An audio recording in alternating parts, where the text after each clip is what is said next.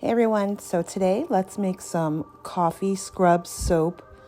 I'm going to be using two different fragrance oils for this soap, and my thought process is that I'm going to let the fragrance oils and the coffee color my soap.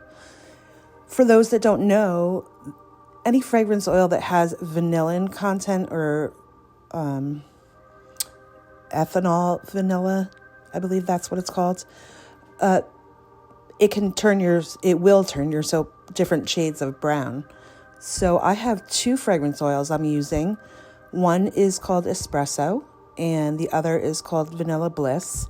They have two different vanillin content ratios. So I'm hoping that my end product will be two-toned. And then I also add a little bit of titanium dioxide in one of them. So that will be the third tone. So I'm hoping to have a few different tones in my end products.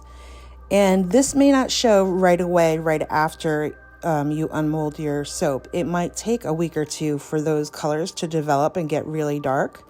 So I'm going to show you at the end what it looks like right when I unmold and cut the soap. And then I'm also going to show you at the end what it looks like at least a week later, so you can see how the color develops. In the meantime, while I'm making the soap, you can watch, and I'm just going to talk a little bit about additives. So I'm adding the coffee now, and this is a kind of a rough coffee. It's actually Dunkin' Donuts. And this soap I'm making is really just for hand use because of the roughness that it will create. It's for, gardeners or anybody who works with their hands who needs a good grit on the soap to help get dirt off the hands. I wouldn't recommend something like this kind of coffee ground for the body because it could be really scratchy. But if you've ground it to a fine powder or used an actual espresso powder, that might be okay for the body, or use a lot less than I used here. So let me refer to my notes a little bit while we're watching. I'm just going to talk about additives because you can add anything really to soap. Whether it does anything for you or not is debatable. But some of the additives I use are different clays like kaolin clay. Bentonite clay is nice for anchoring fragrance oils or essential oils, but it is a little bit rougher on the skin.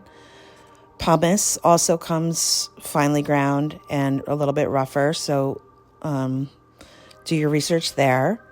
You can use things like orange peel powders, will give a nice colorant to your soap, and there's lots of different botanicals that are great that you could do an oil infusion or a decoction that will give a nice color to your soap.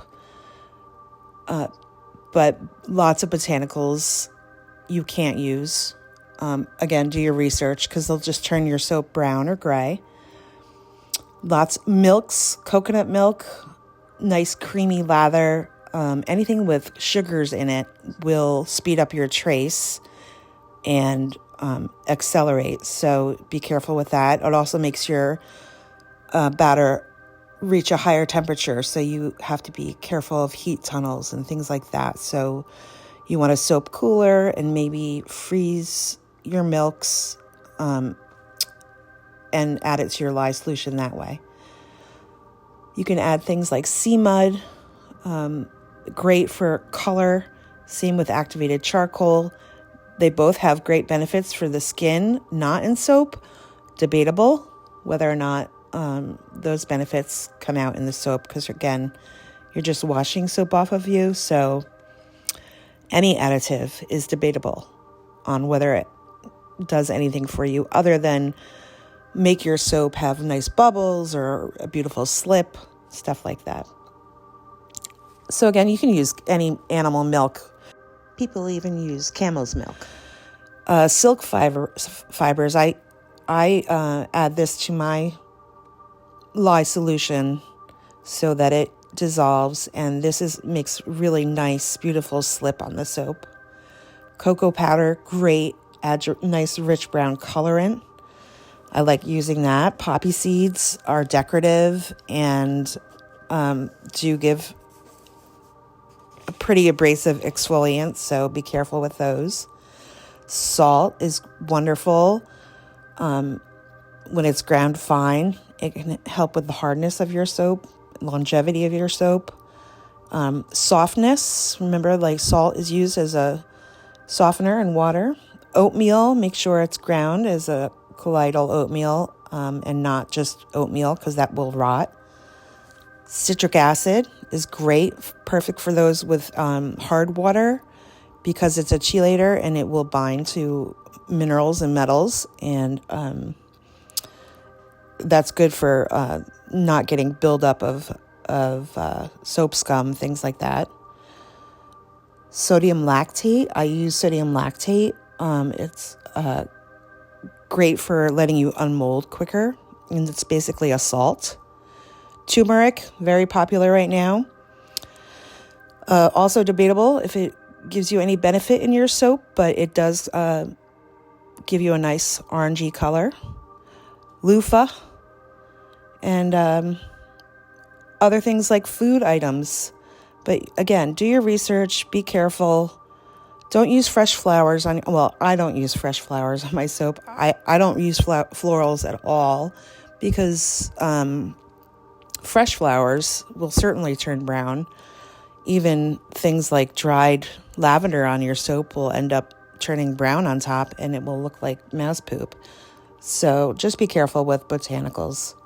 They can look beautiful, but they can turn brown, and don't put flowers in your soap. And nobody wants to scrub with a soap and have flowers falling out all over their shower. I mean, that's how I feel about it anyway.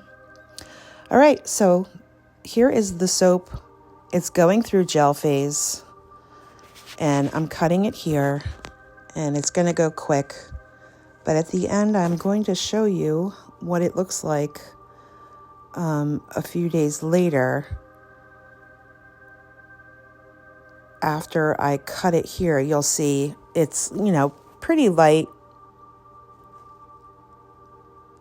It looks nice. It smells divine because I use the espresso and the vanilla. So it's pretty light inside. See that color? But wait till you see it at the end. All right, let me know if you have any questions. And I'm going to leave it here for you.